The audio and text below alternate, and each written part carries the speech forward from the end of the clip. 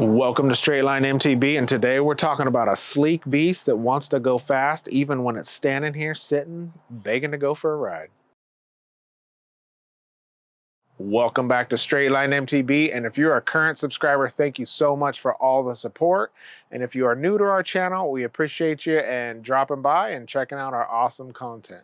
So today we are talking about the Transition Sentinel V2. And you may or may not know from seeing our past videos of our bike reviews is that all the bikes that we review on this channel are bikes that we have purchased with our own money. So that helps us bring honest, thoughtful reviews from somebody who's an everyday rider and give you some real world feedback. We're talking about the Transition Sentinel V2. This is a size large in the NX build. If you want to get more information on geometry, build kit, and first ride review, check out our channel. We have 2 videos that can help you get a little bit more detail on this awesome bike. So in our first ride review, I talked about a few things that I possibly changed. So from then, I have changed a few things. So on the rear cassette, I have changed to the new E13 Helix cassette. That is a 50 to 9 tooth range. It really helps give you that top end when you're really pedaling fast, because this bike comes with a 30 tooth front chainring stock. So with that NX cassette being an 11 tooth smallest gear, I found a little bit wanting when I was on the gas going real fast. So that 9 tooth really helped out. And then a biggest change that I made was I took the Lyric Select off of this bike, which came stock, and I put the Manitou Mezzer Pro that we had from a previous ride. I really love this fork. This fork is really an amazing performer, and not downing the Lyric Select, that actually performed a lot better than I had anticipated. Just for being a low speed compression adjustment and rebound, it felt really, really good. Another shout out thing that I think is worth noting is the water bottle. If you could see here, I have a full size water bottle. I think this is like 29.5 ounce that fits in the triangle comfortably with space. That is awesome. So if you're going on longer rides, which we'll talk about because this bike can do it, that's awesome. That's a great option to be able to carry a bigger water bottle. Also, I swapped out the NX rear derailleur for a GX rear derailleur. If you follow the channel, you know a little bit of woes with the NX rear derailleur. It gets a little floppy and loud, which on a bike like this, you want something that's going to be quiet. So that GX rear derailleur really quieted down the drivetrain so you can enjoy that nice trail sound. And then of course, we talked about I swapped the bars and stem. I have the Anvil Swage in 40 millimeter and then the 1-Up carbon bars. And then another thing that I changed were the brakes. This came with the Code R, but I really love the Magura MT5. So we swapped out the Magura MT5 Fabio Wilmer edition. They just got that bling gold, and they're just really great stoppers that I have had a lot of luck with. Another thing that I included on this bike is I put a bash guard on it. I've never really had the need for a chain guide, so I just stuck with a bash. I went with a Fun Zippa Lite. It's about $43 on Amazon, and I've had it on the Meta bikes that we had, and it's really light and it just performs well, keeps your chainring out of trouble. And I think on this bike, it's made to smash, so definitely want to think about that. Let's talk about climbing. So not a lot has changed since our first ride review. On that first ride review, I talked about on the first actual ride that I took it on the cross-country loop just to see how well it climbed. So that was an 11-mile loop, and it ups and downs. And it's not a super easy for me because I'm not in the best shape, but I do enjoy that ride. But what I did is I finished that and I took this bike immediately over to our downhill test loop, which is about a 6-mile run. So that day I rode about a little over 17 miles and 4,000 feet of climbing in one day. So that's an exceptional number for me on just a daily ride, because usually I'll break that ride up over 2 days, and I have very few times that I've ever done it in one day. So that speaks a lot about a big enduro bike being able to climb and do that and give you enough gas to kind of take it to the next step.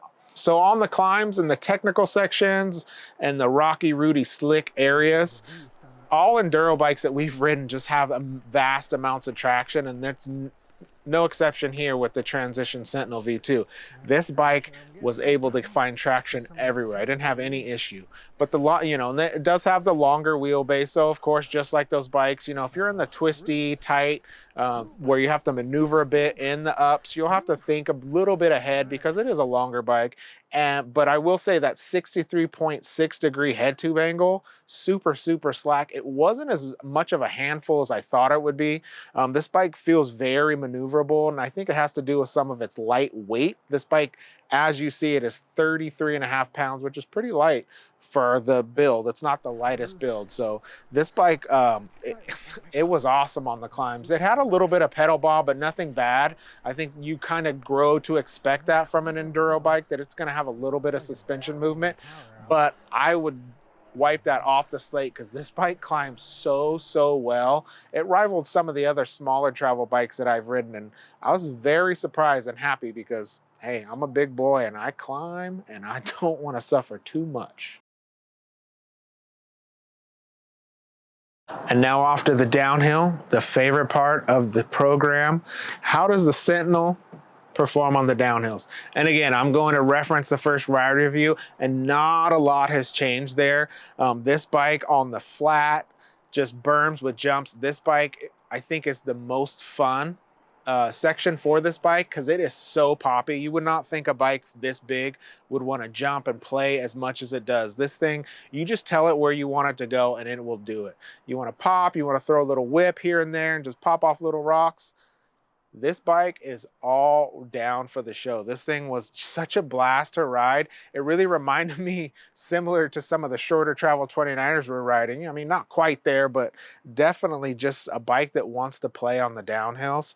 And then when you get into like the super sketchy steeps, into like just chunky, nasty, rocky stuff, again, this bike's long wheelbase and that plush suspension really protects you and gives you a lot of confidence. I found myself blasting down those steeps really fast.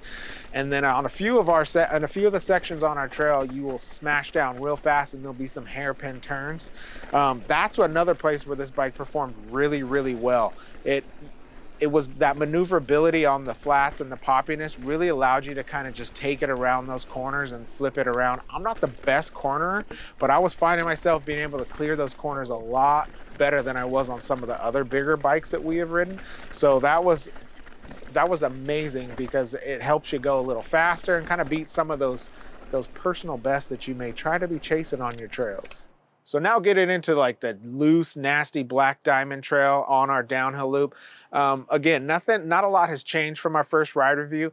This isn't a bike that really wants to smash in a straight line as fast as you can. It really likes an active riding style, and I don't think that's a downside of this bike because you are getting that poppy playfulness, and it does translate into those more gnarly sections of the trail.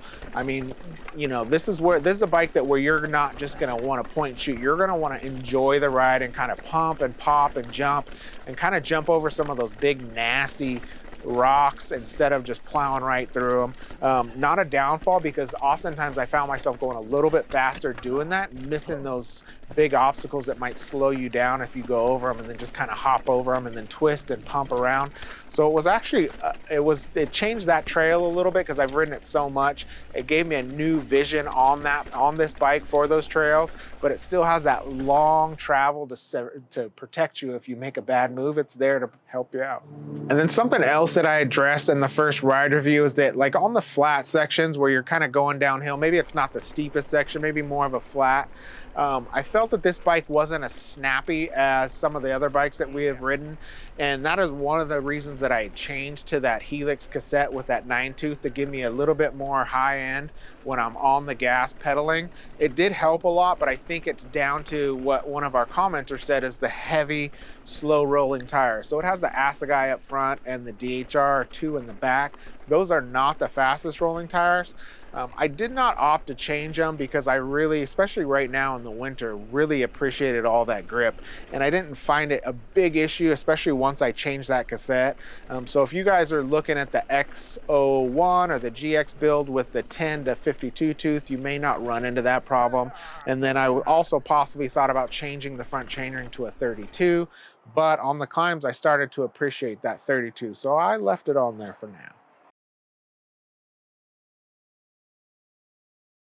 So let's talk about some comparisons. If you've been following our channel, you see we've reviewed a few of the big travel bikes. And how does the Sentinel V2 compare to some of those bikes? So I would say that this Sentinel sits right in between the two Metas. So we had the Meta AM and the Meta TR29 just recently and did a head-to-head battle with those bikes. I will say that the Transition Sentinel, it's not quite a smasher like the AM, but it definitely has the edge on the downhills versus the TR. And I will say that this bike climbs a lot better than both of those bikes. And that could be down to a little bit of the weight, but I felt like the Sentinel was able to claw up and climb a lot quicker and leave you more energy on the climbs. I would say the climbing is very similar to the Ripmo AF that we reviewed. The Ripmo AF was a great climber, but it was 36 pounds. And I think just the weight savings on the Sentinel V2, I would give the Sentinel an edge just a bit on the climbs just because it was a little bit lighter. And then of course on the downhills, the Sentinel smashes a lot harder than the Ripmo AF. And then onto the nuke-proof Mega 290. That bike holds all the downhill time records for me on our local trails, and it still does. So I will say that the Transition Sentinel, I'd say, climbs better than the nuke-proof Mega 290. But it doesn't quite have that smash capability of the Mega 290. The geometry on this is a little bit more aggressive than that, so I'm not sure if it was the rear shock tune or what it is, but I felt like the Mega 290 was a little bit more of a smasher, but the Transition Sentinel definitely climbed more and was easily the most poppy bike that we've ridden in this travel category. Something I really wanted to add to this review is Transition as a company, because I think oftentimes in reviews and even buying a bike, we don't always think about the company that we're buying for or researching the company that we're buying for. I'm the same. I haven't for a while, especially since we've been just buying bikes in for review. But reaching out to Transition, it really struck a chord with me, is that their customer service wasn't just great customer service. It was almost like you're one of their riding buddies and they wanted you to be okay and taken care of after you bought their bike. And I think that's a really great feeling, especially when you drop $4,500 on a bike. That's no small amount. And their frames come with a lifetime warranty. And I really feel like if I have an issue with my bike, I'm not going to have the hassle of waiting for parts or kind of getting the runaround about getting my bike repaired if that should happen. And I really appreciate being able to reach out just to Transition and not always have to bug the bike shop for every little thing. So for value, for $4,500, you're getting NX build kit with RockShox suspension. And I will say that is on par with like Specialized and some of the other bigger name carbon bikes. Obviously it's not going to compete with the YTs and the Canyons, but I think what you get with the Sentinel is you have to factor in that customer service and just Transition as a company that's really going to make sure they take care of you. So I think that adds to the value of this bike. So I would say it's right about where it should be for a boutique carbon bike, and nothing beats riding a bike that you can say, hey, I got this thing at the boutique.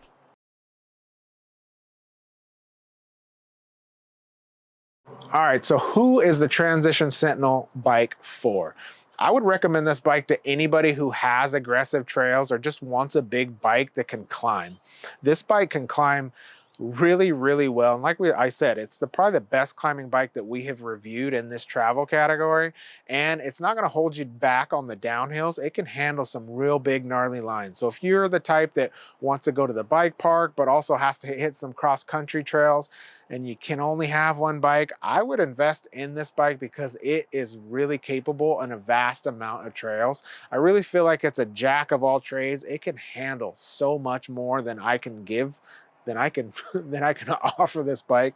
Thank you guys for joining us. And if you enjoyed this content, please give us a like and subscribe and tell a few friends about Straight Line MTB so we can continue bringing you awesome content, and we have a lot of good things coming up, especially with our down country bike roundup, which you won't want to miss. Don't forget to follow us on Instagram and TikTok at straightline_MTB, and then again on straightlinemtb.com, where we're making a fool of ourselves and doing some fun stuff.